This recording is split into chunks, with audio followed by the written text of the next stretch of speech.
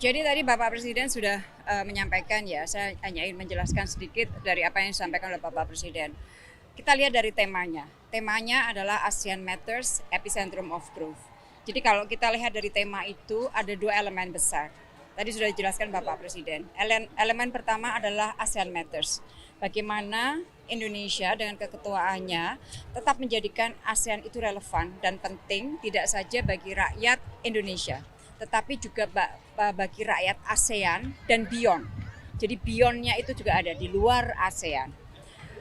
Kemudian yang kedua, kita ingin ASEAN tetap memerankan peran sentral sehingga dapat menjadi motor, dapat berkontribusi bagi stabilitas dan perdamaian kawasan.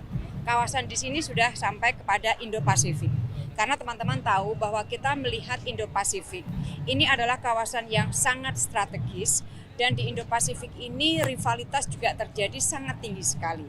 Oleh karena itu Bapak Presiden mengatakan bahwa kita ingin menjadikan ASEAN memegang peran yang sangat penting menjadi lokomotif bagi atau untuk menggerakkan agar Indo-Pasifik tetap menjadi kawasan yang damai dan stabil.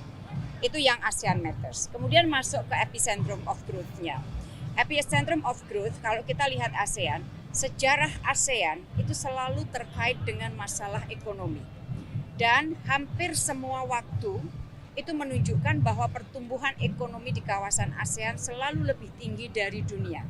Untuk proyeksi 2023 misalnya, proyeksi pertumbuhan ASEAN oleh ADB itu 4,7%.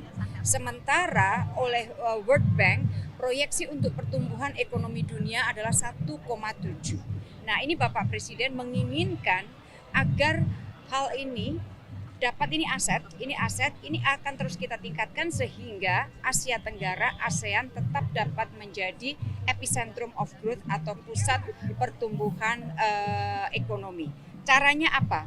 Ada beberapa kerjasama yang akan diperkuat, antara lain di bidang kesehatan tentunya karena pandemi belum tuntas, kemudian yang kedua di bidang energi, yang ketiga di bidang pangan, dan yang keempat adalah penguatan untuk kerjasama keuangan.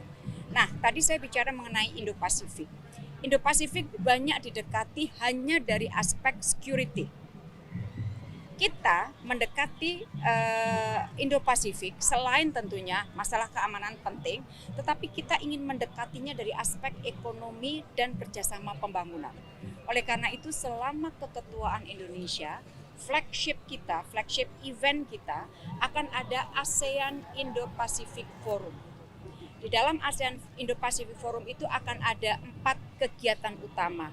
Satu terkait kreatif ekonomi, yang kedua digital economy for SDGs untuk Sustainable Development Goals, yang ketiga adalah Business and Investment Summit, dan yang keempat adalah infrastruktur. Jadi kalau dari penjelasan saya tadi, ini akhirnya akan menyatu menjadi upaya untuk memperkuat Asia Tenggara sebagai epicentrum of growth. Jadi cerita besarnya seperti itu teman-teman. Cukup, terima kasih. Jadi tantangan untuk kalau Februari kan genap 2 tahun kudeta Myanmar terjadi.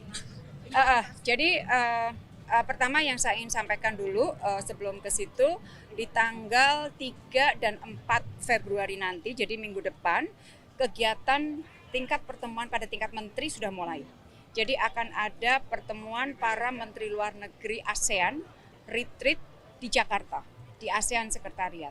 Jadi kita gunakan ASEAN Sekretariat, gedung yang bagus, gedung yang cukup untuk menyangga kegiatan-kegiatan ASEAN, kita gunakan untuk pertemuan pertama para menteri luar negeri ASEAN di bawah keketuaan Indonesia.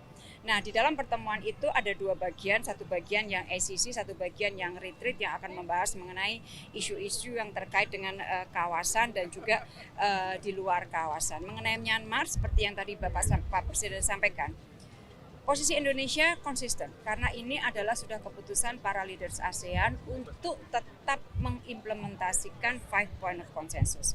Jadi kita ingin implementasi 5 point of consensus ini menjadi platform utama, mekanisme utama dari ASEAN untuk berkontribusi untuk membantu Myanmar keluar dari krisis politiknya. Tetapi sekali lagi, yang dapat menolong Myanmar itu adalah bangsa Myanmar sendiri. ASEAN itu membantu mereka, ingin membantu mereka. Kan ini kan negara yang berdaulat. Jadi kita selalu sampaikan bahwa kita siap bantu, sebagai keluarga kita siap bantu, dan teman-teman tahu sejarah Myanmar sangat kompleks. Tapi kita sebagai keluarga kita siap bantu. Dan kita selalu sampaikan message kepada junta militer bahwa implementasi 5 point of consensus adalah pendekatan ASEAN. Satu-satunya pendekatan ASEAN untuk membantu Myanmar. Unfortunately, sampai saat ini belum ada kemajuan signifikan. Kita akan berusaha terus mencoba mengajak semua pihak yang ada di Myanmar untuk mengimplementasikan 5 point of consensus. Oke, terima kasih ya. Prioritas dari keketuaan Indonesia adalah mempercepat proses komunitas building community, pembangunan komunitas ASEAN. Itu prioritasnya. Karena itu yang akan menjadi kepentingan rakyat ASEAN untuk terus maju. Tentunya kewajiban kita adalah juga membantu Myanmar keluar dari krisis politiknya. Tetapi kita tidak ingin isu Myanmar kemudian menghostage semua proses yang sedang berjalan di ASEAN. Kita ingin pastikan proses ini berjalan terus. Terima kasih. Thank you.